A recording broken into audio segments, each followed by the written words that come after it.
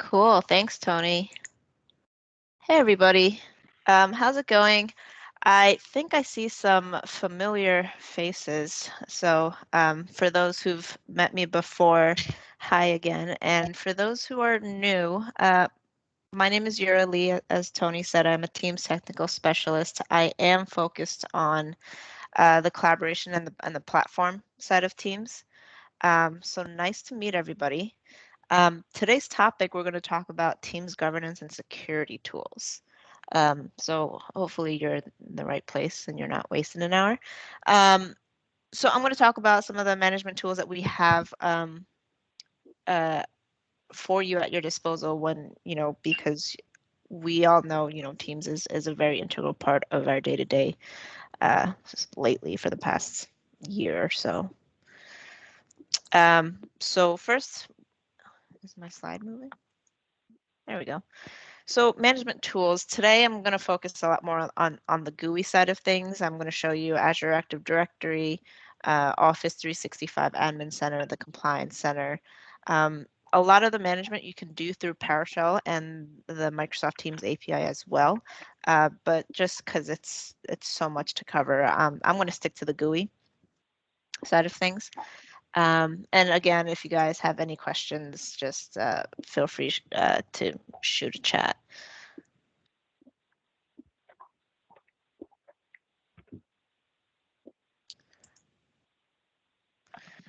So I've given this presentation before, about maybe a year and a half, maybe 2 years ago. This slide looked a lot more different. It had a lot less icons, and I created one specifically for GCC, and we had a whole bunch of reds, and that was at the time some of the Teams governance features and tools and security tools just weren't available for our government customers. But I am very happy to say that today we really don't have any of those limitations. We don't have that gap when it comes to administering and governing our Microsoft environment. What's great is, and I do have on the next slide, and this took forever to put together, but anything in the blue does denote that it requires a higher level of Microsoft 365 licensing. Sorry, let me silence my phone. And then I do have, it's not the best, I guess I didn't choose the best picture, but I do have on the bottom corner of my slide, Azure Sentinel and policy-based recording, which I will also go over. That requires not licensing, but Azure consumption. So if you guys are familiar with your Azure Active Directory, your identities live there, and then what you can also do is build off of that and have Azure Sentinel, which is our scene tool, and policy-based recording, which I will get into a little bit later. Any questions so far?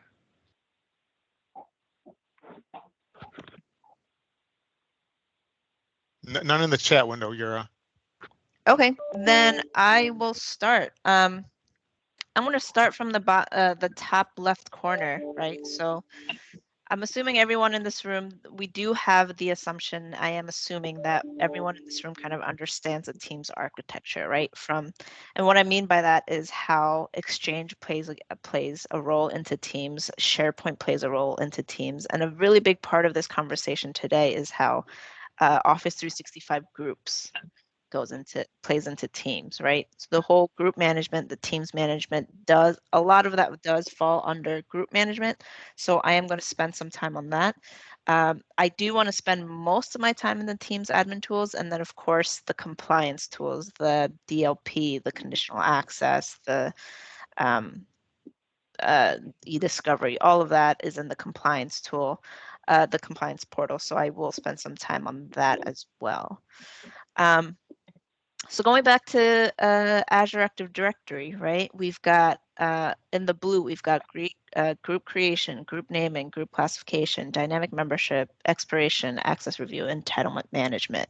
So let's start from the top, right? Group creation. The naming is weird, but the idea behind group creation is that most of our customers, most if not all of our customers, we don't want any information worker in any agency or department to go ahead and willy-nilly create teams, right?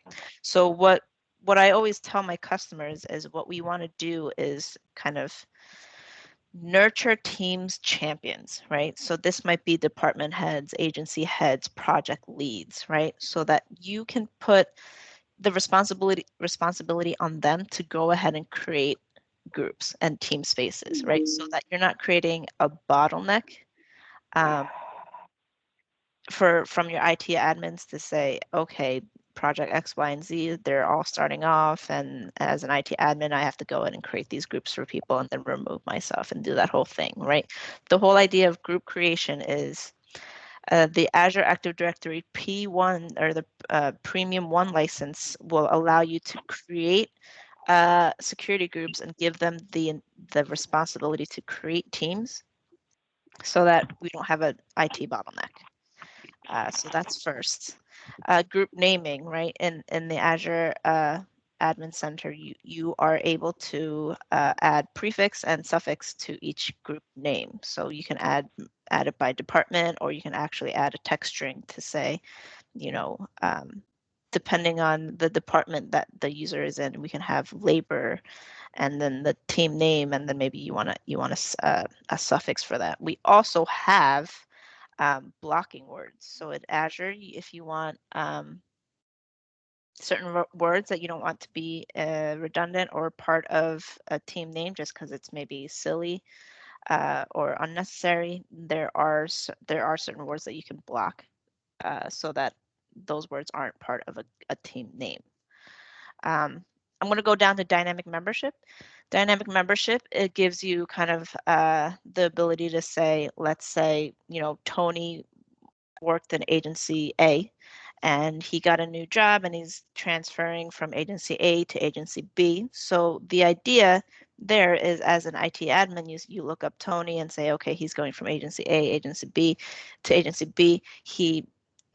The IT admin would update the attributes, right, to on your on-premise Active Directory. That'll AD Connect to sync the different attributes. So under Tony's name, and it's now he works for agency B, and he signs in Monday morning, and he finds that he is now out of all the agency A groups and teams that he needs to work, and now he is granted permission to agency B. So maybe there are specific teams and access to certain apps that he might need.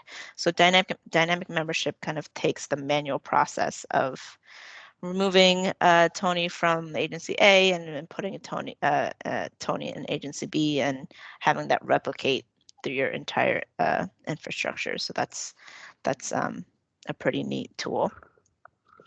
Group expiration, Azure Active Directory Premium 1 will allow groups to expire. So let's say you have team spaces that will expire in 60 days, and this project is only really going to last 60 days. Instead of going back and kind of doing a review of what is kind of an active team space, what group expiration does is it actually does that for you manually. It'll tell the team owner, hey, this space has been inactive for quite some time. Do you want to refresh it, or do you want to let it expire? So group expiration is pretty handy for that type of governance. I'm going to go up to group classification. Group classification is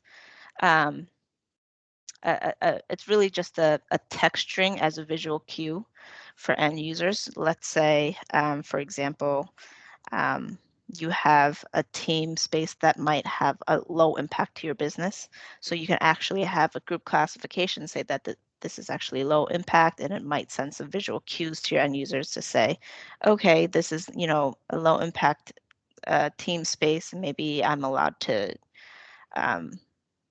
share certain information, right, or behave a certain way in a team space. But if there's a classification in the teams where it's high impact, high importance, then we know to act accordingly in that space, right? It's just a text string attached to the group, so it doesn't actually apply any policies to it until you apply sensitivity labels, for example, to the space, which we will talk about later. But Group classification is also an Azure Active Directory Premium 1 feature. And again, it just provides visual cues to the end user. Access reviews is another one. Access reviews allows a designated reviewer to perform access reviews for members of a group or users with access to a certain application. This might be maybe you have Salesforce tied to your Azure Active Directory. Maybe you have Adobe. It also applies to, Office 365 applications like SharePoint, Exchange, and Teams. So maybe if you have someone who's left the organization and you see this user is still there and you find that they have access to something, you can revoke that. Access review is absolutely something that Microsoft recommends each organization do on a regular basis. Finally, for one of the premium features, we have entitlement management. Entitlement management can help you more efficiently manage access to your groups and applications, to SharePoint sites for internal users, and it will also help you with users that are outside your organization that have certain access to your organization resources. So that's pretty neat. What doesn't require additional licenses are features like group templates. Group templates are pre-built definitions of a team's structure. Maybe it's designed around a business need or a project. So for example, maybe for a handful of teams, you'll want an announcement channel pinned, right, along with the general channel. So that's something that you can do, that you can set yourself. There are pre-built templates, and then there are also templates that you can build on your own. So that's pretty neat. So it takes away a lot of the manual work. Guest access is something that you have. Of course, you can invite those that are external to your Office 365 tenant for any collaboration purposes. Group recovery. So if you've for some reason archived a team and you want to bring it back, there is that group recovery. And then of course you have activity reports. So anything in the Office 365 Admin Center, we have activity reports for Teams, Exchange, SharePoint, Power BI, things like that. That covers the Azure Admin Portal side of things. It's been very quiet from the audience. Just making sure that you guys are taking advantage of this. You guys are learning something, taking something away. Is this helpful to everyone? Anyone have any questions?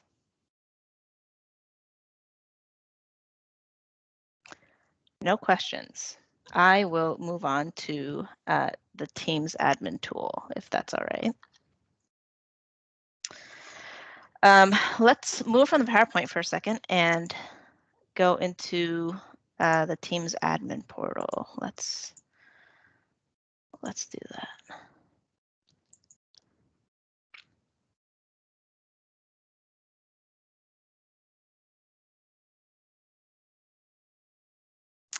I've got the Teams admin portal right here. Do I?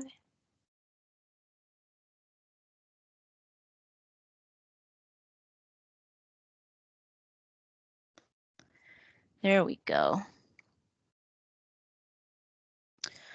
So I'm assuming also everyone on this call has access to this or have seen this. This is pretty integral and pretty important for managing all of your different Teams features, right? I'm going to start from the top. Team settings. Team settings is where you can go ahead and dictate whether or not you want folks to be able to create private channels. That's pretty important. Private channels is a specific channel in which you can invite specific members of that team, and anyone outside of that will not be able to see the team. But the channel is associated with the larger team, so I know that can be kind of confusing, but only those people added to the private channel will be able to see the chat, and within the private channel, you can also add certain apps as tabs. But this is something that you can dictate on and off, right? If you want everyone to be able to create private channels, you can do that. If you don't want to, you can go ahead and create a policy and turn that off. Another neat team policy is whether or not you want to show some preview features to some of your end users.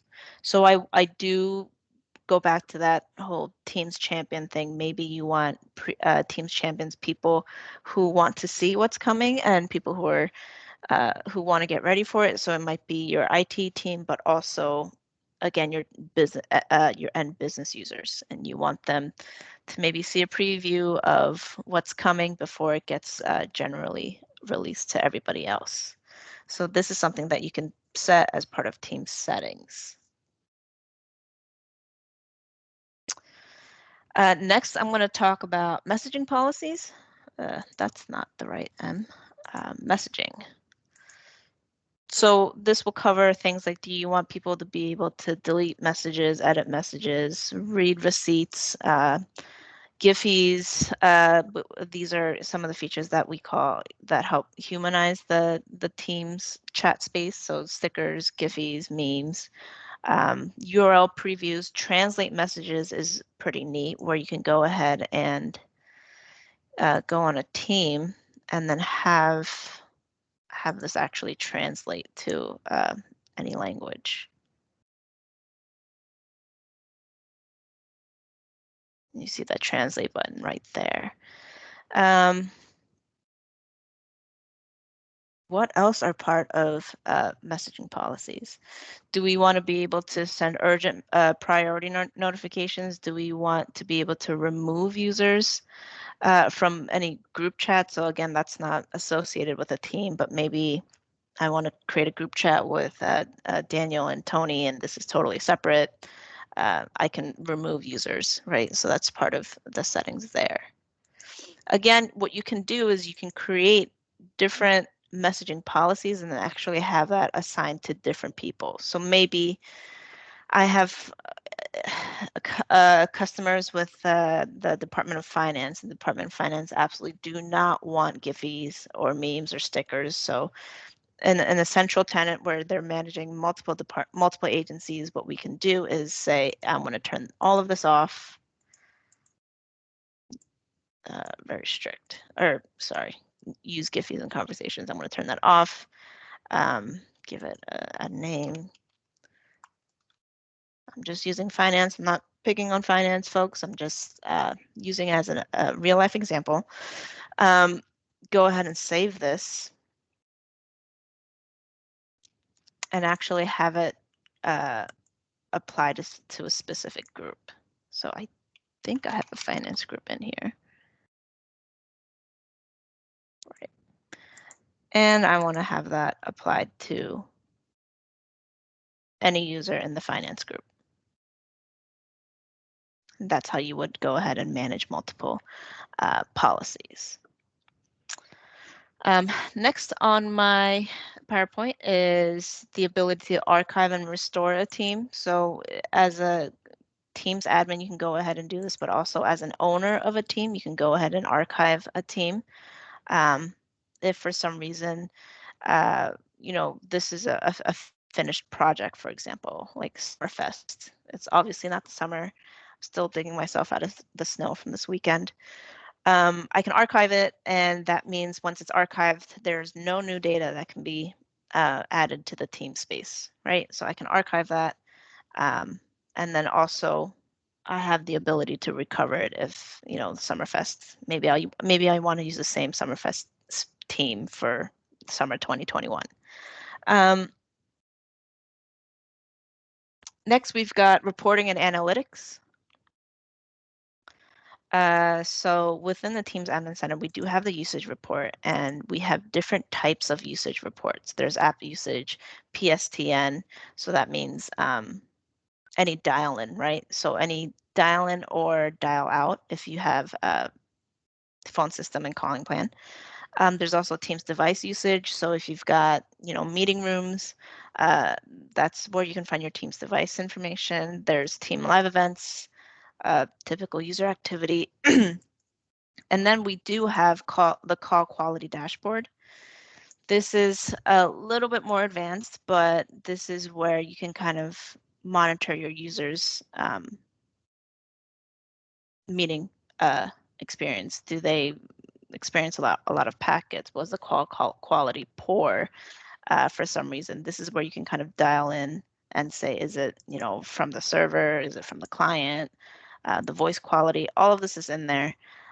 We do have separate workshops that we can put together if anyone wants to deep dive into this space. Unfortunately, today we won't be covering this too deeply, but this is there for your education.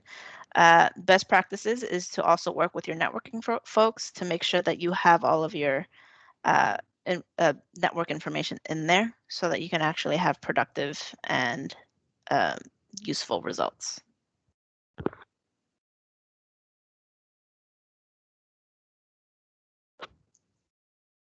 I am going to leave the space and go into meetings. So conference bridges is relevant if you have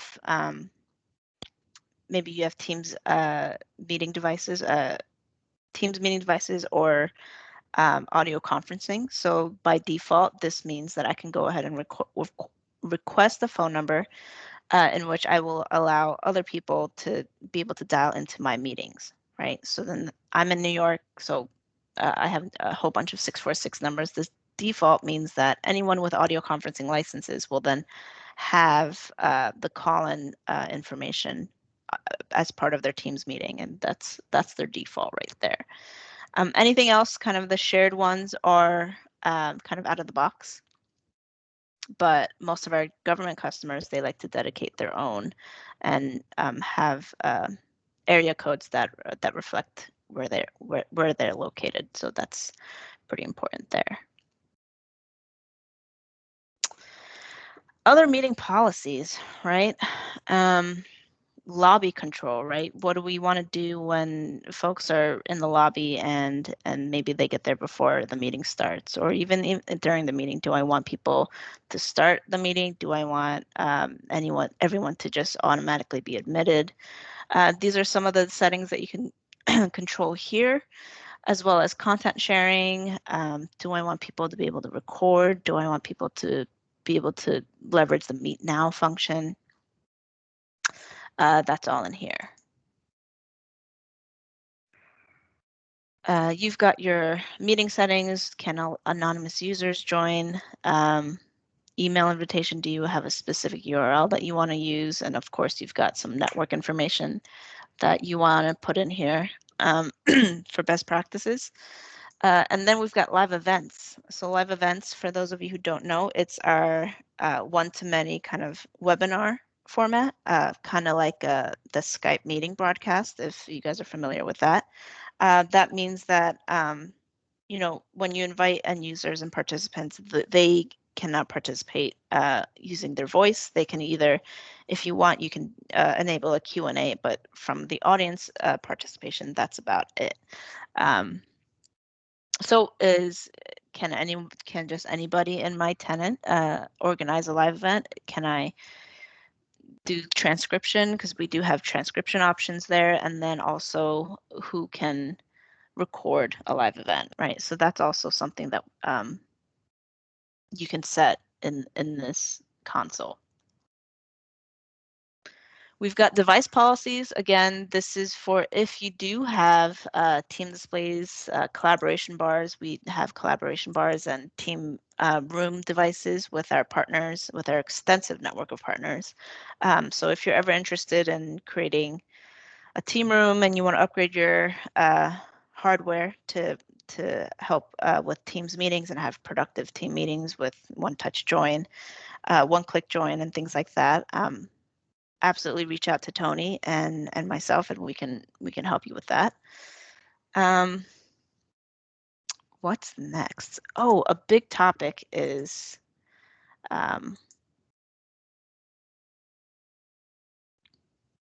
app policies. So for those of you who may not know, Teams is kind of a platform. So it's more than just your chat and meeting tool. It's also a really great place for you to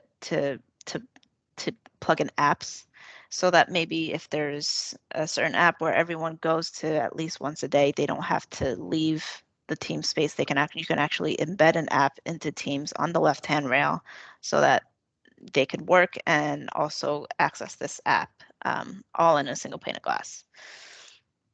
The first step is, do I want third-party apps allowed in my tenant? So I would go into permission policies. On the top right, there's an org-wide app setting, and this is where by default I have 819, probably more. It'll probably grow as we have this conversation. Blocked third-party apps, and any apps that I do want to allow in my tenant, I can go ahead and start removing from the block list. So for example, I can remove the Adobe sign. I want to save it. And then what I can do is, go into setup policies. And maybe for a specific group of folks, I do want Adobe added, right? And I do want to have people access Adobe. So here I can go ahead and say that I would also like Adobe Acrobat. Adobe Sign is what I just removed from the block list, right? So this means that anyone from the legal group, I can assign this to a group of folks, and maybe for this use case, it'll be the legal folks. I can go ahead and allow this. So this means that in their own team space, they can actually go ahead and create a tab. Let me show you, actually. I'm trying to think who would be able to do this.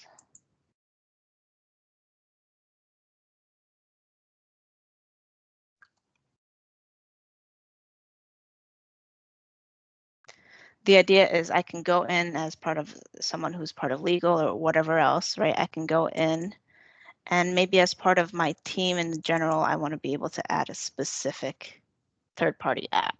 So in this instance, it's not the legal team, but I do want to use Poly. It's a third-party polling tool. It's very popular, and I want to be able to use this. So this is something that I can add as a tab, and then it says, hey there, I'm Polly, and then I can start taking polls within my team, within my general tab under the finance department, right?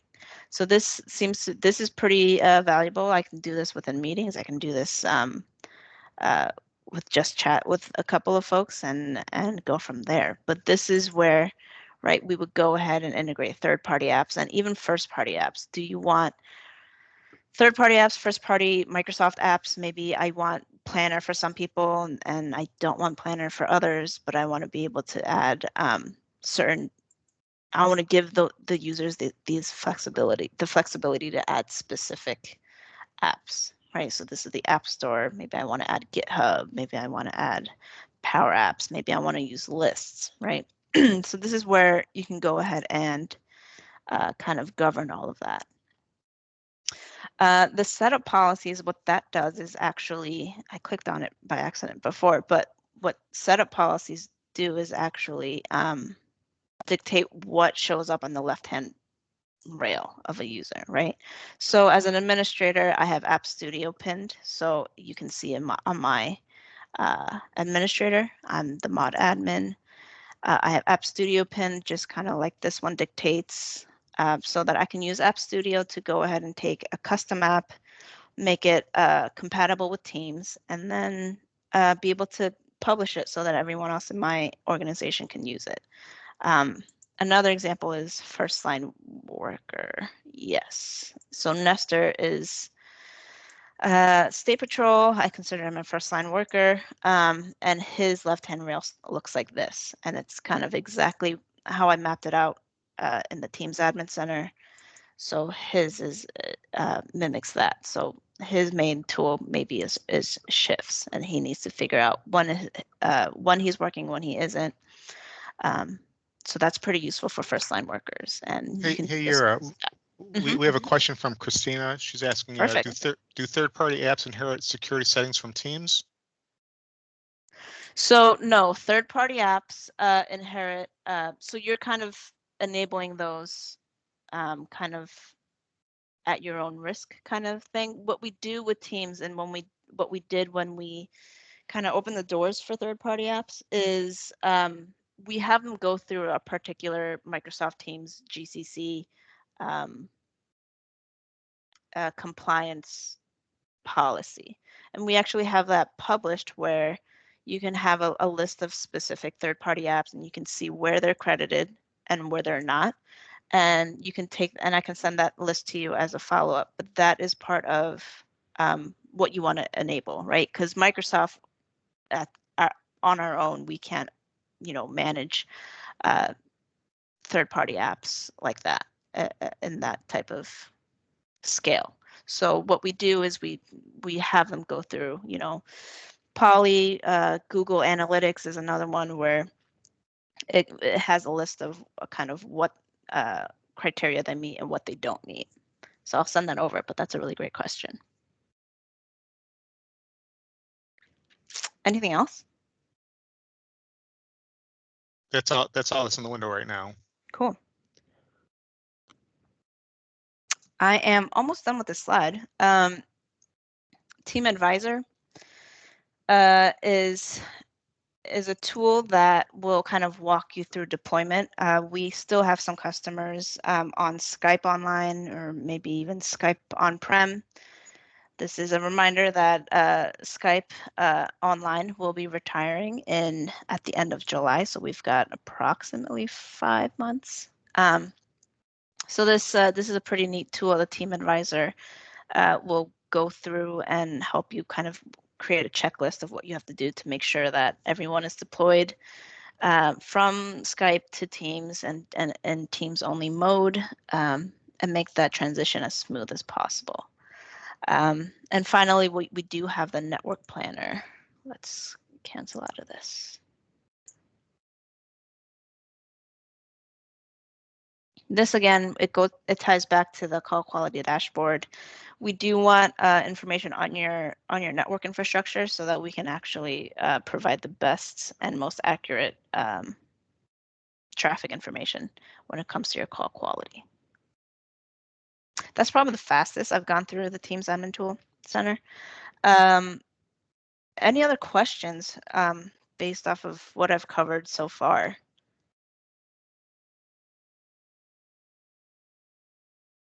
There's no other questions. I mean, if anyone has any questions they want to ask, feel free to come off mute and ask your questions. I'll start off with one. Hey, Yura, so what was this Project Valentine that you worked on last year? That's right. We did have a Project Cupid. Oh, Cupid. Cupid, right. It wasn't Valentine specific, but when the city shut down in New York, the Governor Cuomo wanted to make sure that constituents in New York City were still able to get married. So what we did was we partnered with a development company, and we were able to use Microsoft Teams to make sure that everybody who was located in New York, part of the state or the city, they were able to get married remotely without going into city hall. So that whole thing was labeled Project Cupid, and that's pretty cool. What we were able to do was be able to handle legal documents in a very secure way as part of the legal process, but also provide translation for those who maybe aren't English speaking constituents. So that was a really cool project. Thanks for asking, Tony.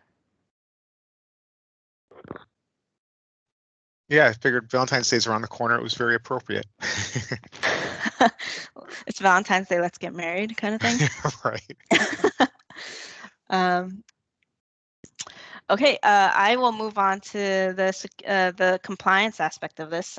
That's a very popular topic as well. Let me reshare my PowerPoint here.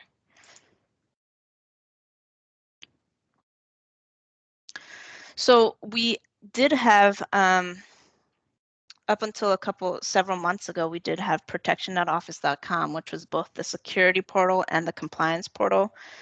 But with lots of customer feedback, what Microsoft decided to do was separate those to the security portal, and then the compliance portal is totally separate. Most of these that I'm going to talk about is in the compliance portal. The new URL is compliance.microsoft.com. And this is where you can find most of the features listed here. So the audit log searches, the content search, retention policies that you can set, sensitivity labels that you can set. Ediscovery is a hot topic. Ediscovery is something that you can also do within the compliance portal. Same with data loss prevention on files.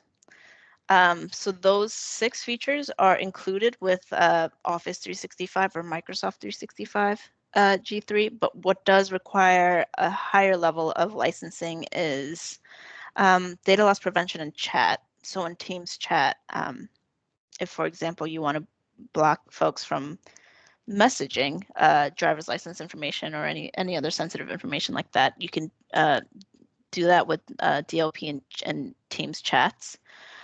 Information barriers. So that is when you don't want agency A to talk to agency B for whatever reason. That's a big ask for a lot of our customers. So you can kind of create that security boundary between the different agencies. Advanced e-discovery is also a hot topic. Advanced e-discovery is our new and improved e-discovery tool, which will allow you to kind of redact information, classify information, tag information. When it comes to team chats and discovering team chats, it'll actually portray a thread of conversation. The core e-discovery will kind of just export those the thread individually, so it's not too easy to read, and you'll also have to have a tool where you can import all of those results into a reader. But advanced e-discovery is kind of all in one from beginning to end. Alert custodians all the way to export, and then start reading that information and giving it to maybe attorneys to read. So it's all in one tool. That's part of the G5 suite. There's the communication compliance. Communication compliance is neat. It's newer, but it uses Microsoft's machine learning module for and it picks up on abusive or offensive languages, maybe sensitive information. And for financial institutions, it says it'll pick up on any context for insider trading, for example, or conflict of interest situations. Conditional access is part of EMS, and what that does is it's kind of a baseline security approach where you can say things like, especially because people are remote, you can say things like, if you are trying to access one of our resources and your IP address is outside of our building's boundary, then you have to meet certain criteria, whether it be devices or prompt you for multi-factor authentication to access all of that information, all of your resources, right? So that's a pretty important part of your security posture. Microsoft Defender for Office, it used to be called Office 365 ATP, but Microsoft Defender for Office kind of covers safe links and file attachments, and it kind of provides advanced protection for all of that. Mobile devices and applications. So again, we can use Microsoft's Intune product to manage devices as part of your security posture. And of course, that applies to Teams as well.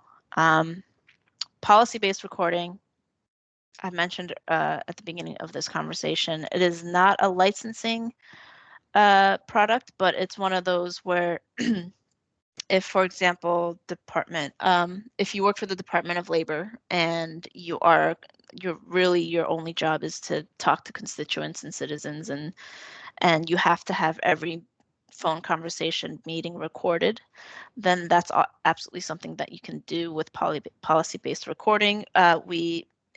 We partner up with a third party to store all of those recordings within Azure. And that way you are fully compliant with maybe some of the laws that are required there. And finally, Azure Sentinel is Microsoft's SIEM product. So it's pretty useful for when it comes to Teams. What you can do is actually set it up so that you can have look at Teams diagnostics and meeting information in real time.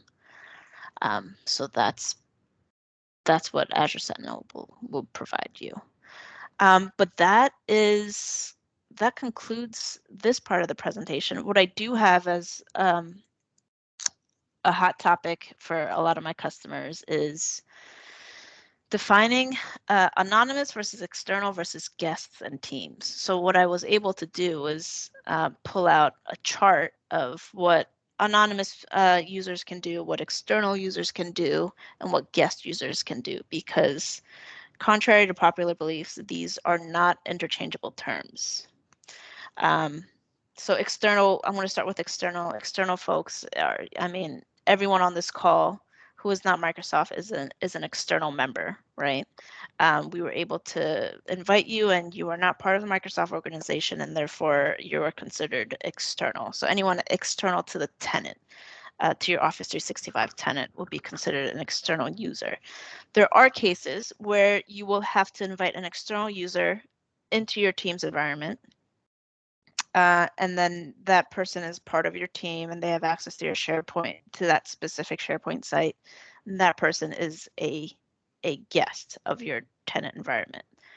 So, they will, again, like they do have access to one-on-one chat, can participate in channel conversations and meetings. There are certain security boundaries, right? They can't invite more people. A guest can't invite more people. They can't record meetings. They can't share files. So there are security boundaries for that as well. Just because you're a guest in the Teams tenant, in your Teams environment, doesn't mean that you can do everything. And then, of course, you have anonymous users, those who are not explicitly invited, I guess, is how you can put it, right? They're not your guest users. They're not somebody that you collaborate with all the time.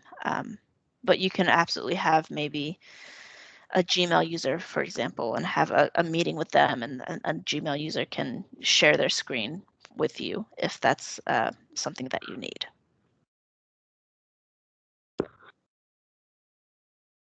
So where would someone set up these, configure these options? Yeah, that's a great question. So to set up these,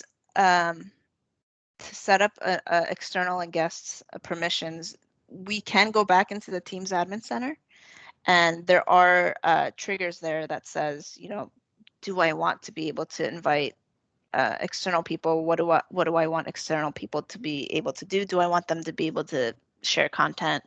When it comes to guests, it's a little bit more involved. We do have a checklist for all the buttons and triggers that you have to push to invite guest users into the environment. But that's also something that is very well documented, and I don't have it on my slide right now, but I will add that as part of reference, so that maybe you guys can take this back and talk about inviting guests. Maybe you have certain users that you collaborate with on the regular and that you trust. So that's very helpful there. The rest of my presentation is kind of boring. I've got references. There is a YouTube series that actually talks about this. So if you're more of a watch and learn, excuse me, a watch and learn and go through videos, there's a great series on that. And also I also included information on how Teams and Exchange interact and how Teams and SharePoint interacts. We also do have Microsoft Virtual Training scheduled for later this month, and I think there are also training sessions in March. It covers kind of everything Microsoft, so anything from Dynamics to Azure, but we do have a couple of Teams and remote work sessions. So if you're interested in that, definitely do sign up. I think it'll be very helpful. And that is the end of my presentation. This is the fastest, again, that I've covered all of Teams governance, but let's open it up for questions, if you've got any. Yep. So either feel free to come off mute or type it in the chat window if you do have a question. Comments, feedback. Did I move too fast? Did I miss something that you want to talk about? Anything really. Got a quiet audience today, Yura. Yeah. Okay, well, I think that concludes today's session. So thank you, Yura. I thought that was a great job today, and thank you to our guests. Oh, looks like we've got some. Thank you, Yura. This is great. I learned quite a bit. This was my first session on learning about Team. So thank you. Oh, great. Thank you. Yep, thank you. Well, we do have a comment. Earlier you spoke about group expiration, so it sounds like the Chele would like a little more detail on group expiration. And there's group deletion as well. Yep. Let me show you.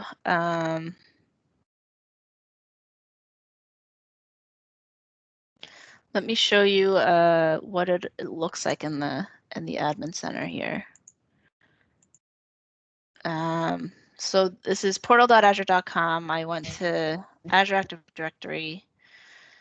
Under groups, there is, if you've got the right licenses, we've got expiry or expiration. This is where you can put in 180 days, 365 or custom, right? And you can actually dictate however many days you think a team should last, and then anything beyond that, you can have it kind of email you and say an email either the owner of the group, or maybe you have a service account that says email the contact for groups with no owners. Now the question is, does it delete the team automatically when the group is deleted? So what it does is it expires a group, which means there is no more activity going on.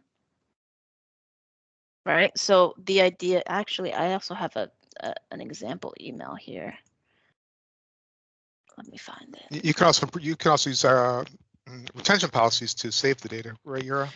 Exactly. So we do have emails saying that says, you know, this is gonna expire on a certain day. What you can do is refresh it and say, oh, I actually need that space, so don't do anything. When you actually expire a group, when a group expires, if you have retention policies that apply to the group mailbox and the SharePoint site with all the files, then all of that information is retained, right? So that you're not actually losing anything, right? Depending on your retention policy, if you have that set. So I hope that answers your question when it says, does it delete the team? Because it will kind of get rid of it. It'll go through like a soft delete. And then again, that information is not available for the end user, but for the admin, they can of course search through with content search and be able to find that information. If you have retention policies, then yes, it's retained. Okay. I think I answered that question. Looks like it. Any more questions? That's a great question. The team's life cycle is pretty important. Very much so, especially for state and local government customers. Yeah. Okay, well, great. Well, as I said, so that concludes today's session. So thanks again, Yura. Thanks again, the audience for joining. We'll meet again next month on March 9th, and we're going to have Ken Rucci discuss secure score and compliance score for the topic. So enjoy, and if you have any questions, feel free to reach out to your Microsoft account team, and we're more than happy to take a deep dive and have further conversations with you. Bye. Thank you. Thank you.